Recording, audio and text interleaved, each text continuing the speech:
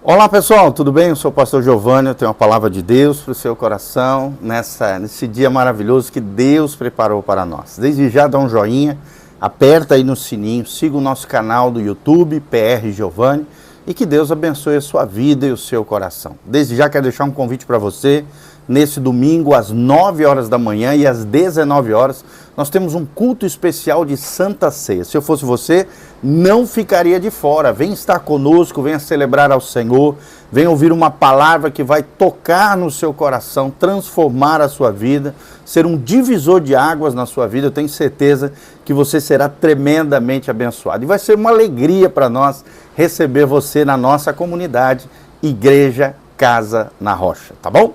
Glória a Deus, vamos que vamos então. Nós estamos estudando aqui a primeira carta de Paulo, a Epístola Paulina a Timóteo, 1 Timóteo 1, versículo 15. Nós falamos ontem até o versículo 14. Estamos avançando aqui versículo por versículo, meditando, aprendendo princípios espirituais para a nossa vida de fé, para amadurecermos nas coisas do Senhor.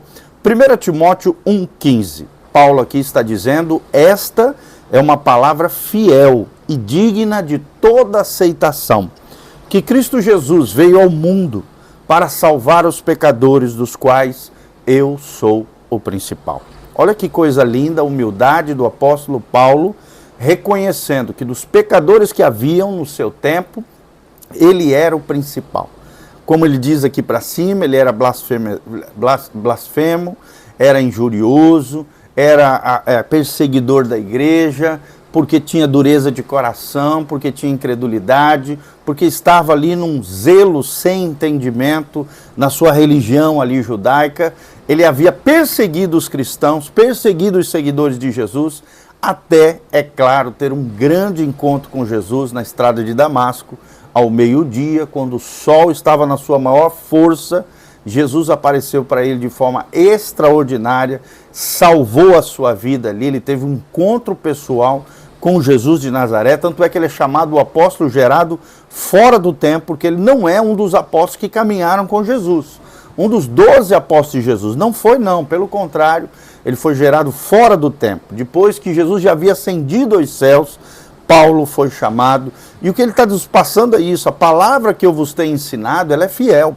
Ou seja, ela é fidedigna, ela é legítima, ela tem o selo de autenticação do próprio Cristo, porque o próprio Cristo havia respaldado o ministério apostólico do apóstolo Paulo, e digna de aceitação, ou seja, em outras palavras, Paulo está dizendo, e recebam de coração grato, de coração aberto. Isso que eu estou falando para vocês é a verdade, que Cristo veio ao mundo para salvar os pecadores. Essa é uma das frases mais extraordinárias que existe. Ao mesmo tempo é simples, Jesus Cristo veio salvar pecadores, das quais ele diz, eu sou o maior, sou o principal dentre eles.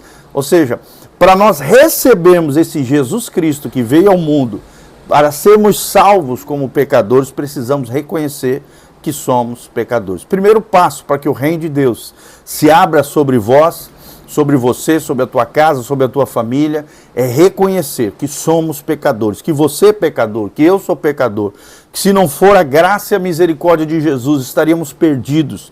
Se não fosse Jesus vindo a esse mundo, se encarnando, Filipenses 2,5 em diante ali, porque ele, sendo Deus, não teve por usurpação ser igual a Deus, antes a si mesmo se esvaziou, se humilhou, tomando a forma de servo, foi semelhante aos homens, foi obediente até a morte, morte de cruz, diz o texto ali em Filipenses 2. Por isso Deus o exaltou sobremaneira e lhe deu o nome que é sobre todo nome, da qual todo joelho se dobre e toda língua confesse que Jesus Cristo é o Senhor, para a glória de Deus Pai. Louvado seja o nome do Senhor. Jesus veio para te salvar. Para salvar não somente você, toda a tua casa, toda a tua família, mas reconheça que você é pecador, se arrependa dos seus pecados. Talvez você tenha vivido até hoje uma vida toda errada, com várias falhas, decepcionado como você mesmo, né, se sentindo culpado por erros e falhas morais, espirituais, éticas, diante de pessoas, diante do próprio Deus. Jesus Cristo veio a esse mundo para salvar homens e mulheres como você, como a mim, como a cada um de nós, pecadores, que reconhecem que são pecadores e se arrependem dos seus pecados, têm de Jesus a salvação e a purificação dos seus pecados. Olha o que diz o 16: mas por isso eu alcancei misericórdia, para que em mim, que sou o principal, Jesus Cristo mostrasse toda a sua longanimidade. Em outras palavras, está dizendo, olha, eu sou um exemplo, aqui o apóstolo Paulo dizendo, eu sou um exemplo de que Deus é misericordioso, de que Deus é longânimo. O que é longanimidade? É um longo ânimo. É alguém que tem um pavio longo, é alguém que é paciente, que tem longanimidade, mansidão, paciência com os pecadores. A misericórdia de Deus está disponível para você, querido. Onde a vida é a esperança para o pecador que se arrepende. Então, da mesma maneira que Deus salvou o apóstolo Paulo através de Jesus Cristo, de forma soberana e sobrenatural, também Jesus Cristo quer mostrar a sua paciência, longanimidade e misericórdia para com você e para comigo. E no final ele diz, para exemplo dos que haviam de crer nele para a vida eterna. Ou seja, se nele cremos, seremos salvos. Se colocarmos a nossa confiança, o nosso amor, o nosso zelo, o nosso apreço, tememos ao Senhor, obedecemos a sua palavra, seguimos o exemplo de Jesus, assim como Paulo foi exemplo para os demais crentes da misericórdia, do longo ânimo, da longanimidade e da paciência de Deus com os pecadores, assim Jesus morreu na cruz para que todo aquele que nele crê não pereça, mas tenha a vida eterna. E esse perecer aqui não é somente morrer fisicamente, mas morrer espiritualmente, ser condenado espiritualmente ao inferno, né? O pecado ele produz 4 tipos de morte: morte emocional, morte física, pode ser gerada através do pecado, e veio a todos os homens a morte física por causa do pecado dos nossos pais, Adão e Eva. Morte espiritual, que é a alienação de Deus, o distanciamento entre Deus e os homens por causa do pecado.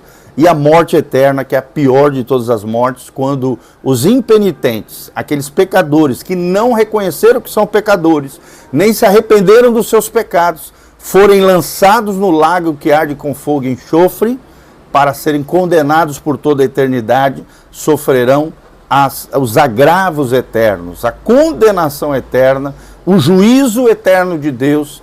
Não serão aniquilados, mas serão condenados e julgados e punidos, onde haverá choro, ranger de dentes, o verme não morre, nem o fogo se apaga, a alma e o corpo ali serão consumidos por fogo eterno, fogo e enxofre, nesse lago terrível, descrito lá no final de Apocalipse, por toda a eternidade. É a morte eterna, a pior das 4 mortes: morte emocional, morte física, morte espiritual e morte eterna. Então não é o que Deus tem para você. Se você crer nele, a Bíblia diz, aquele que nele crê, ele não será confundido, não será decepcionado. A Bíblia diz, se com a tua boca confessares que Jesus Cristo é o Senhor e creres no teu coração que Jesus ressuscitou dentre os mortos, serás salvo. João 1,12 também diz, mas a todos quanto o receberam, o quem? Jesus Cristo. A estes Deus lhe deu o poder de serem chamados filhos de Deus, a saber os que creem no seu nome. E Romanos 5,8 também diz que, mas Deus prova o seu amor para conosco, tendo morrido Cristo Jesus por nós, sendo ainda pecadores. Ou seja, a morte de Jesus veio na nossa condição mais vil, mais horrenda, mais pecaminosa. E por amor a nós, ele morreu na cruz do Calvário, para que, se cremos nele, tenhamos, através dele, pelos seus méritos, pela sua graça, pela sua misericórdia, pelas suas compaixões, vida eterna diante do Senhor. E ele termina dizendo, ora, ao Rei dos séculos, imortal, invisível, ao Deus único, sábio, seja a honra e glória para todos sempre. Amém. Então ele termina, depois dele falar que aqueles que haviam de crer nele vão desfrutar de vida eterna, ele termina com um grande momento ali de êxtase espiritual, de louvor e adoração diante de Deus, dizendo, ao Rei dos séculos, ao Rei dos reis, Senhor dos senhores, Jesus de Nazaré, aquele que é imortal, aquele que tem a própria imortalidade como essência do seu próprio ser, como uma faceta do seu próprio caráter, da sua própria virtude, da essência de quem Deus é, a imortalidade. E ele compartilha conosco a vida eterna, ou seja, a imortalidade aos homens através de um relacionamento íntimo e pessoal com esse Jesus de Nazaré, o Filho do Deus vivo. Ele é invisível, ou seja, ele não pode ser colocado em imagem, ele não pode ser adorado como se fosse uma imagem humana, muito menos de animais. Ele é invisível, mas é o único Deus, o Deus único, o Deus sábio. A ele seja toda honra e glória para todos sempre. Que você honre e que você glorifique a esse único Deus verdadeiro. A Bíblia diz, e a vida eterna é essa, que conheçam a ti, João 17,3. A ti, Senhor, o Deus Pai, e também o teu Filho Jesus Cristo, a quem tu enviaste. Então, um resumo, uma síntese da vida eterna é conhecer o Pai através do Filho, a quem ele enviou para morrer na cruz no nosso lugar. Toda honra, toda glória sejam dados ao Rei dos séculos, aquele que é imortal, aquele que é invisível, aquele que é o Deus único e sábio, para todos sempre, Jesus de Nazaré. Amém? Que você guarde essa palavra ao seu coração. Aqui debaixo no link de descrição tem todas as informações da nossa igreja, horário de culto, como você pode se conectar conosco e também como você pode cooperar conosco se você sentir no coração o desejo de semear nesse ministério pastoral, nesse ministério de pregação do Evangelho de Jesus. Desde já, dá um joinha, siga o nosso canal, aperta no sininho, deixe os seus comentários e que Deus abençoe sua vida, sua casa, sua família, que você tenha um ano abençoado, debaixo da graça, da unção, da glória e do poder do Senhor.